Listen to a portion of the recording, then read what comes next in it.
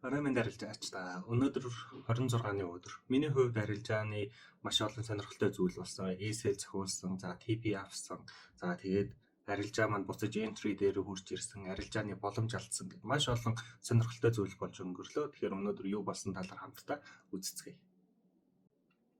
Бидний хамгийн түрүүнд хийдэг чарт дээр анализ хийдэг хашны осдол бол мэдээж Euro USD-гээсээ бүгдээр хамтдаа эхэлцгээе. За Euro USD дээр юу болсон бэ гэх юм бол 4 цагаар хараад үзэх юм бол бид нар 24 рүүнд арилжааны боломж гарлаа шүү гэж хэлж байсан. За тэгээд 25 26 буюу өнөөдрийн хувьд сүүлийн 2 хоногийн хувьд нэлийн хүчтэй дээшээгээ өсөлт хурж ирээд за нийтдээ нэг 67 PP өсөлт хурж ирсэн ч гэсэн хүчтэй correction хөдөлгөөн орж ирээд доошогоо нэг хасаа 23 PP алдагталтай явж байгаад за яг одоогийн байдлаар entry price дээр хурж ирсэн. За entry price-ийнхаа баг зэрэг дээхэн талд байна. За үүнээс цаашаага нэг цаг руу бүгдээрээ харах юм бол хөдөлгөөн ямархуу байдлаар Elliott wave-ийн хувьд ямархуу байдлаар явсан бэ гэдгийг хамтдаа харцгаая. За сүүлд бид сав давлгаа 1-2-ыг хийгээ явсан. За түүнээс цаашаага ингээд 3 дахь давлгааны дотроо бас үндсэн давлгааны 3 дотроо явж байна гэж ярилцж байсан. За тэгэхээр сав давлгаа 2 дотроо бас 2-ын төгсгөлөөс дээшээгээд эндээс 1 дахь давлгаа, 2 дахь давлгаа. За ингээд цаашаага 3 4 5 гэх мэтчлэн явах болов гэж бодож байна. За тэгэхээр 3 4 5 дахь давлгаанууд маань сав давлгааныхаа 5 дахь давлгаа нь сав давлгааныхаа мэдээж 3 дээр давхцаж хурж ирнэ. Үүнээс цаашаага ингээд 4 5 гэх мэт дөрвүүд за ингээд цаашаага давхцаад явна гэсэн төлөвтэй байна. За яг одоогийн байдлаар бид нар шинэ Еврод үүсгэсэн ч гэсэн өмнөх оройгоо дээшээгээ сэтэлж хэмжээгүй байгаа учраас бид үүнийг иймэрхүү байдалтай явуу. За тэгэхээр өмнөх энэ оройг дээшээгээ сэтэлж гарсан тохиолдолд бид өөрсдийнхөө invalidation цэгийг за энэ Еврол дээр авчрах боломжтой болно. За тэр хүртэл бол бид нар цаашдаа ажиглана гэсэн байдалтай байж байна. Тэгэхээр одоогийн байдлаар Euro USD-ийн хувьд шийдвэртэй зүйл үзүүлээгүй байна. Ерөнхий хөдөлгөөн маань бол үргэлжлүүлээд дээшээгээ байгаа, дээшээ зааж байгаа гэдгийг бүгдээрээ анхаараарай. Тэгэхээр энэ хөдөлгөөн бол дээшээгээ явах хөдөлгөөн бол үргэлжлүүлээд явна. Явахдаа би өмнө нь хэлжсэн 148-42 гэсэн ханш хүртэл явах болов гэж бодож байна. Одоо харин AUD USD-ийн хувьд AUD USD-г 4 цагаар харах юм бол бид нар өмнө нь ярилцж байсан ABC хөдөлгөөний дараа 1 2 за тэгээд дээшээгээ 3 4 5 гэх мэтчлэн том давлгаагаа үүсгэж явна гэж ярьж байсан. За тэгэхээр нэг давлгаа, хоёр давлгаа араас баг зэрэг ABC хөдөлгөөн орж ирж байсан гэж ярьж байсан бол за ABC-гийн ардаас муу адил 1 2 3 4 5 гэсэн юм 5 давлгаа дээшээгээ тренд үүсгээд үүсгэсэн байна. Тренд үүсгэж 5 давлгаа үүссэний дараа доошоогоо Fibonacci татаад үзэх юм бол нэг давлгааны эхлэлээс 5 давлгаа хүртэл Fibonacci татаад үзэх юм бол 61.8 болон 52-ийн голдын retracement хөдөлгөөн дуусаад дээшээгээ сэтэлээд гарсан. За тэгэнгүүт бид нар энэ дээр арилжааны боломж ирж байна гэж 24-нд хэлж байсан. За тэгээд түүнийхээ дараа арилжаанд орсон. За нэлийн хүчтэй дээшээгээ 67 pip өссөн ч гэсэн за доошоогоо буцаад нэг 23 pip алдагталтай явж байгаад одоо буцаж иргээд 42 pip ашигтайгаар явж байна. За үүнийг 45 минут руу шилжүүлээд харах юм бол давлгааны хувьд ямархуу нөхцөл байдал үүссэн бэ гэдгийг хамтдаа үзье. За тэгэхээр 45 минут дээр бид нэр харах юм бол за энэчнээс 1 2 3 4 5 давлгаа орж ирсэн, correction давлгаа орж ирсэн. За тэгэхээр 5 давлгаа орж ирсний дараа үндсэн эндээс эхэлсэн 1 2 3 доторх давлгааны маань 2-оос эхэлсэн давлгаа маань энэчнээс 1 2 за ингээд дэшээ 3 4 5 гэх мэтчлэн ингээд явах төлөвтэй байгаа. За тэгэхээр энэ жижиг давлгааны 5 гэсэн давлгаа маань арай том давлгааныхаа 3-тайгаа давхцаж хурж ирэх болов гэсэн бодолтой байна. За тэгэхээр одоогийн байдлаар хэрвээ дээд энэ оройгоо дээшээ хангалттай хүчтэйгээр сэтэлж чадах юм бол энэ давлгаанууд цаашдаа баталгаачлах нь тодорхой болох болно. Энэ хөдөлгөөн бол дээшээгээ үргэлжлүүлээд явах болно гэсэн бодолтой байна. За тэгэхээр одоогийн байдлаар бидэнд 43 pb ашигтай явж байна. Хэрвээ та scalp хийдэг бол богино цаг дээр арилждаг бол өмнөх нэг давалгааны үүсгэсэн орой дээр арилж байгаа хааж болно. Харин миний хувьд бол дээшээгээ 709-71 гэсэн ханш хүртэл харах төлөв хөдөлгөөтэй байна. За correction хөдөлгөөн маш хүчтэй орж ирсэн. За тэгэхээр invalidation цэгийг бид нар арай ийшээгээ зөөж амжаагүй байсан. За зөөсөн ч гэсэн бид нар invalidation цэг буюу ESL-ийг зөөсөн шинэ ESL-ийг бол арай зохихгүйгээр дээшлэх байсан юм байна. Одоо харин дээшээгээ энэ оройгоо сэтэлсэн тохиолдолд бид албан ёсоор invalidation цэгийг дээшээгээ зөөгöd 68139 хүртэл бол зөөх боломжтой байна. Тэр хүртэл бид энэ нэгдүгээр давалгааны оройг дээшээ сэтлэх хүртэл бид үргэлжлүүлээд харах болно. Ерөнхий хөдөлгөөн бол дээшээгээ хിവэрэ байгаа шүү. За одоо харин GBP USD дээр хамтдаа чартн дээр анализ хийж үзье. Өнгөрсөн удаад бид нар 4 цагаар харахад за энэ ABC дуусгаад дээшээгээ 1 2 тэгээ цаашаага 3 4 5-ыгаа хийнэ гэж ярьжсэн. За 3 дотроо өөрөө 1 2 3 4 5 гэдэг ending pattern үүсгээд араас нь WXY гэсэн correction давалгаануудыг үүсгэсэн. Энэ correction давалгаанууд маань өөрсдөө за яг сүүлийн ending pattern үүсгэсэн давалгаа нэгийн эхлэлээс 5-ын төгсгөл хүртэл татаад үзэх юм бол 50 гэсэн утга дээр нэлээд ойрхон хурж ирсэн байна. За үүнийхээ дараа WXY-г үүсгэснийхаа дараа энэ ROM тоогоор тэмдэглэсэн 1 2 дахь давалгааг хийгээд явж байна гэж ярилцж байсан.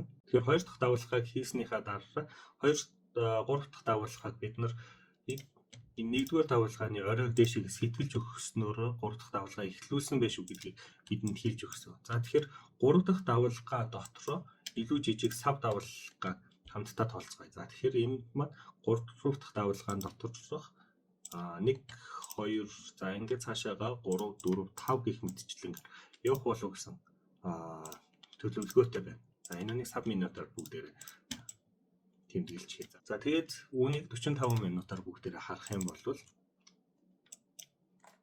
45 минутаар харах юм бол энэ өөрөө хөдөлгөөн 1 2 за ингээд дэшегээ явж байгаа хөдөлгөөнүүдийг бид нар бас илүү томоор тэмдэглээд өгөх боломжтой. Y-аас эхэлсэн давалгаа энд 1 2 за ингээд дэшегээ 3 4 5 гэх мэтчлэн ингээд явах болов гэсэн урьдчилсан таамагтай байж байна. За тэгэхээр энэ давалгаанууд маань энэ сүүлд орж ирсэн correction хөдөлгөөн маань Y-ийн төгсгөлөөс 1 хүртэл татаад үзэх юм бол яг 5061.8 дээр давхцаж хурж ирээд энэ дээр төгссөн байгааг харж байна. За тэгэхээр хэрвээ арилжаанд орж амжаагүй хүмүүс байх юм бол одоо энэ чэнэс buy арилжаанд орж болох боломжтой байжээ. За одоо болвол арай оройтсон гэж хэлмээр байна. Өмнө нь миний 24-ны аналиг үзсэн хүмүүс байх юм бол арилжаанд орсон. За яг одоогийн байдлаар 46 pb ашигтай явж байгаа байна. За шинэ яроод үүсгэсэн. Тэгэхээр бид нар дөрмийн дагуу хэрвээ хүссэн бол ийшээгээ зөөх боломжтой байсан. Гэхдээ яг энэ том нэг гэсэн давалгааг дээшээгээ гаргаад дээшээгээ сэтэлж амжаагүй байсан болохоор бид нар одоогийн байдлаар зөөгөөгүй байсан. Харин одоо хэрвээ энэ дээдлийнхаа оройг дээшээгээ сэтлээд гарсан тохиолдолд бид invalidation цэгийг 2-ын ёроол доор энэ тавьж өгч болох нэ. Тэгэхээр ESL мөн дагуулад ийшээгээ зөөж өгч болох. Тэр хүртэл бид нар ханш дээшээгээ ингэж сэтэлж гарч ирэх нь үгүй юу гэдгийг бас хүлээх шаардлагатай болж эхэлж байгаа.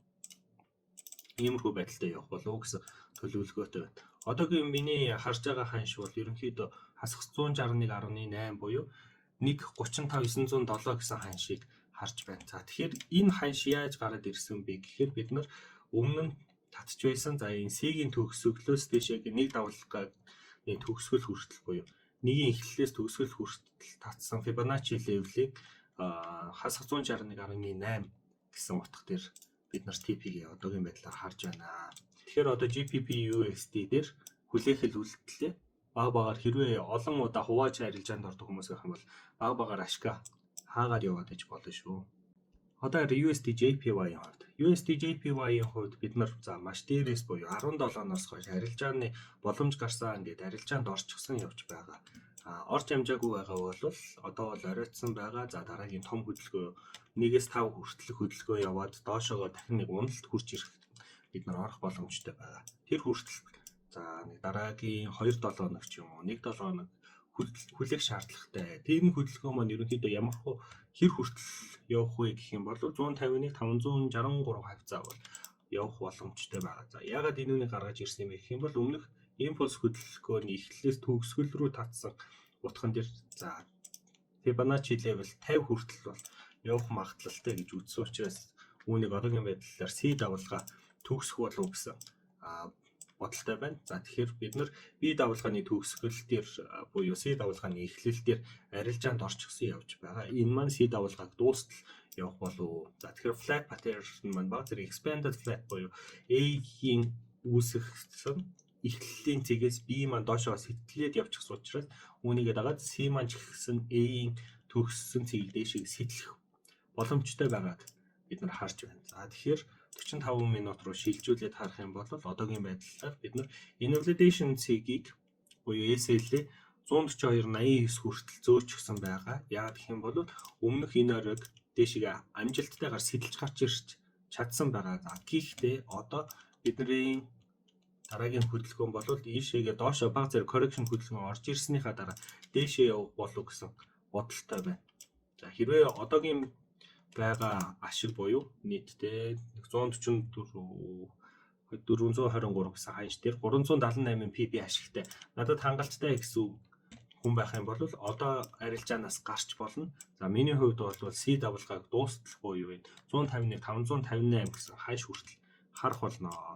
Одоогийн бидний safe ашиг буюу SL ашиг руугаа орчихсон SL маань нийтдээ нэг 223 PB safe ашигтай явж байгаа юм байна. Бидний буцаж хурж ирээд бидний SL-ийг цогсонч байсан гэсэн бид нар нийтдээ 224 223 PB ашигтай гарч болохоор байна. Одоо USD JPY-ийг ашигтай тоолоод хүлээгээд байх л үлдэж байна. За одоо USD CHF буюу pound-ийн хувьд USD pound бол бидний invalidation цэгийг бас нэлээд олон удаа дээшээгээ сэтэлж гарсан тохиолдлууд олон удаа давтагдсан. За тэгэхээр үүнээс улбалаад бид юу хийсэн бэ гэх юм бол баг зэргийн өөрчлөлт, давалгаанд өөрчлөлт оруулах шаардлагатай болсон. Бид нар өмнө нь 24-нд бүгдээрээ энэ арилжааны боломж байна. Яагаад гэх юм бол өмнөх орой ёроолоо доошоо сэтэллээд хүчтэй явчихсан байна гэсэн боломж гаргаж байсан бол тэрүүнийг маань бас дахиад өөрчлөх шаардлагатай мэдэгцээ. Тэгээ бид нар ESL-ийг цогсон. За тэгэхээр нэг 35 PB алдагдaltaй гарсан байгаа.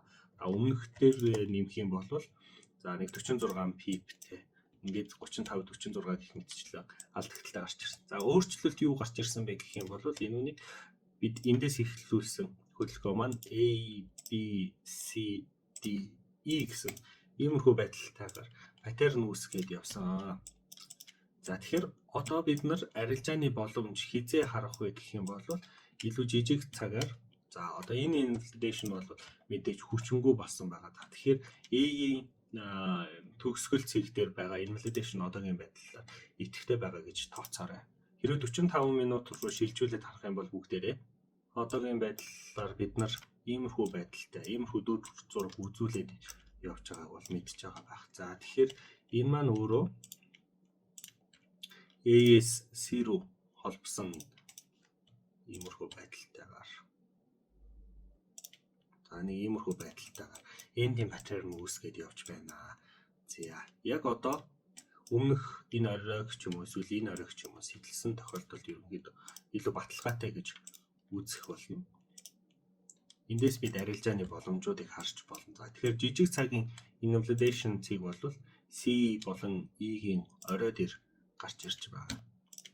Тэгэхээр одоогийн байдлаар гэхдээ бид арилжаанд бол яаран орж болохгүй. Яагаад гэх юм бол энэ correction pattern дуусаад яг impulse pattern, impulse хөдөлгөөн маань ихэлсэн гэдэг биднэрт дохио өгөх шаардлагатай. За тэр дохиог бид нар магадгүй эндээс ихэлсэн 1-р давалга 2 3 4 5 гэх мэтчлэнгээр хамгийн гол нь энд үүсгэсэн энэ байж магадгүй альсвал дараагийн илүү өөр ёроол үүсгэж магадгүй. Үүнийг сэтэлэх тохиолдолд сэтэлсэн тохиолдолд бид нарт арилжааны short position нээх боломж олдох болно гэж үзэж байна. За тэгэхээр short position-ны TP бол яг өмнө нь ярьж байсан. За нэг иймэрхүү хавцаа 82 449 хүртэл бол харж болох байх. Тэр хүртэл бид нар USD паундын хувьд бол хөлийг шаардлагатай. Тэгэхээр дараагийн 2 дахь хүртэл бидний энэ хөдөлгөөн бол ерөнхийдөө тодорхой болох болов гэсэн бодолтой байна. Тэгэхээр дараагийн 2 дахь өдөржлийн арилжааны анализыг алдалгүй үзээрэй. Дараагийнх нь бол USD CAD. USD CAD-ыг миний өнгөрсөн 24-нд өгч ийсэн анализыг үзэж байсан бол бид нарт арилжааны боломж гарлаа шүү. Одоо арилжаанд ороорой гэж хэлж байсан. За тийм хэрвээ үзсэн хүмүүс байх юм бол баяр хүргэе. Яг одоогийн байдлаар 97 PP ашигтай явж байгаа юм байна.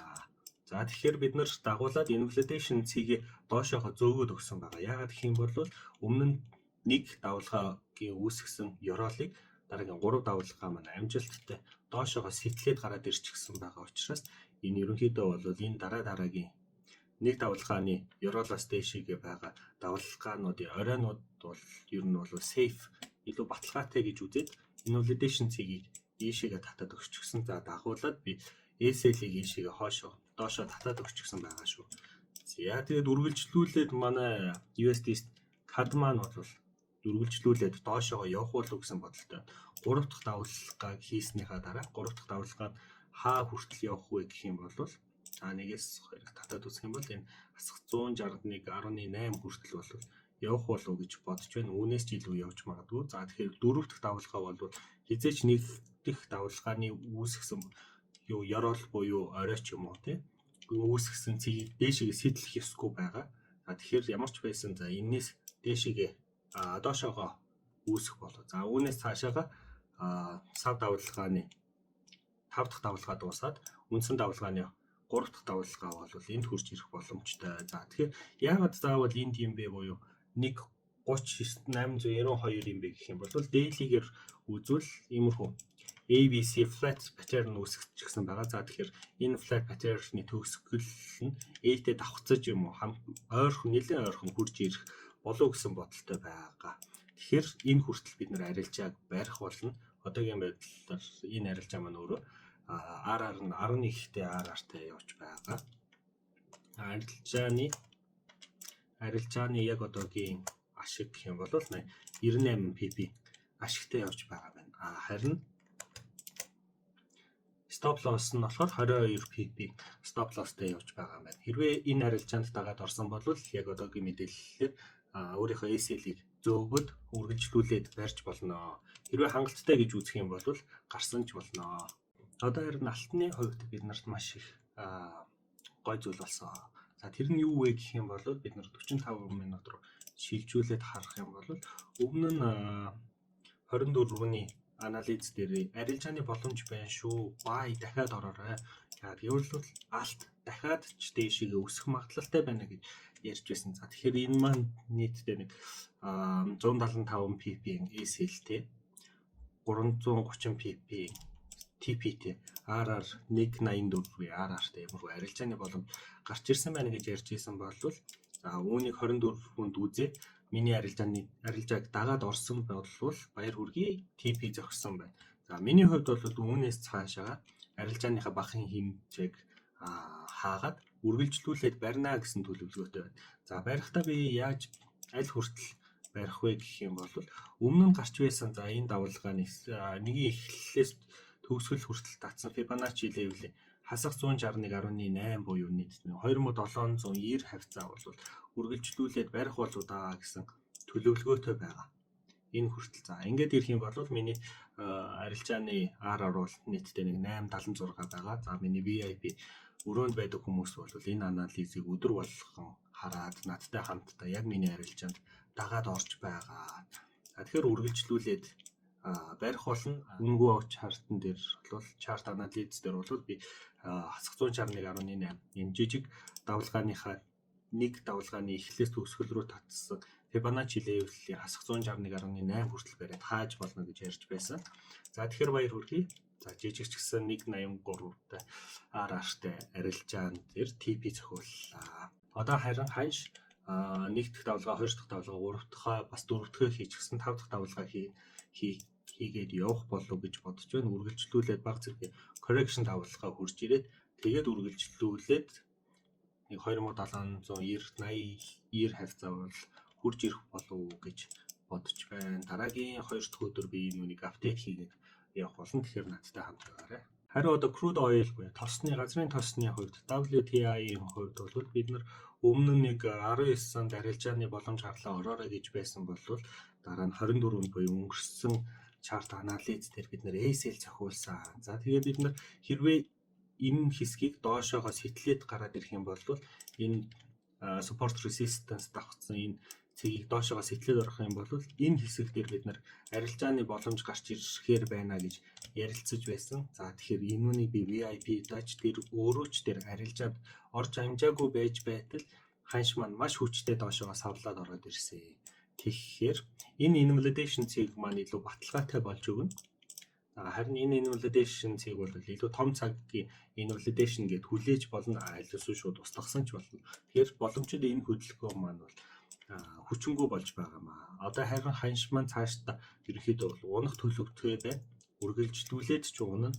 Бидний өмнө нь ярьж исэн энэ TP хүртэл унах болов гэсэн бодолтой. Тэгэхээр харамсалтай ч гэсэн энэ дээр resell маш жижигхэн хэдхэн PP-н дээр resell зохиулсан ч гэсэн энэ бол арилжаанд байж болох зүйл. Тэгэхээр арилжааны сэтгэл зүгээ илүү чанга баттай өөртөө сахилга баттай байхыг зөвлөе. За тэгэхээр энэ бол бидний арилжааны боломж алдсан үе байлаа. Одоо харин бид үүний дараа crude oil буюу WTI дээр дараагийн арилжааны боломж хэрхэн орж ирж болох вэ гэдгийг хамтдаа үзэх болно. Магадгүй энэ маань эндээс 4 гэсэн давлгаанаас эхлүүлээд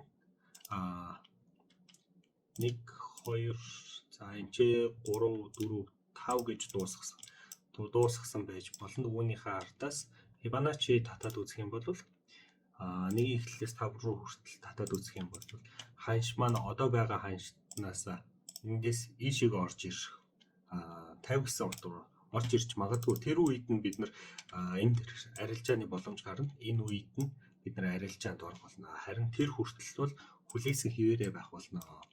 За одоо харин GBP JPY-ийн хувьд мөн адил TP зогсон. TP зохиод нийтдээ нэг 700 PP ашигтай гарсан.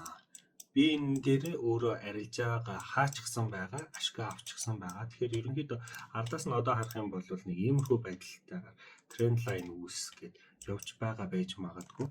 Хэрвээ бүр илүү том зургийг харах юм бол хамгийн сүүлийн доош унтсан тренд уналт хөдөлгөөнийг харах юм бол энэ хөдөлгөөн маань цаашдаа 50 бүр дээшээгээ 61.8 хүртэл дээшээгээ өсчиж магадгүй. За тэгэхээр үүнийг одоогогийн байдлаар яг 100% хэлэхэд хэцүү байгаа учраас би арилж байгаа хаачихсан байгаа. Тэгэхээр энэ хөдөлгөөн маань эндээс эхлээд A, B, C гэсэн байдалтайгаар явах болов гэсэн байдалтай байна. За тэгээд одоо дараагийнхаа C давлгааг дууссаныхан дараа C давлгааг бүрэн гүйцэд хийж дууссаныхан дараа бид нар энэ доошоогоо унсан импульс хөдөлгөөн дээр арилжааны боломж хайж эхлэх болно. Тэр хүртэл нэг иймэрхүү байдалтайгаар хайх болов гэсэн бодолтой байна. Тэр хүртэл бол бид үргэлжлүүлээд ханшийг ажиглаад хүлээгээд хамтдаа анализ хийгээд явах болно. Тэгэхээр дараагийн анализ дээр хамтдаа байгаарай.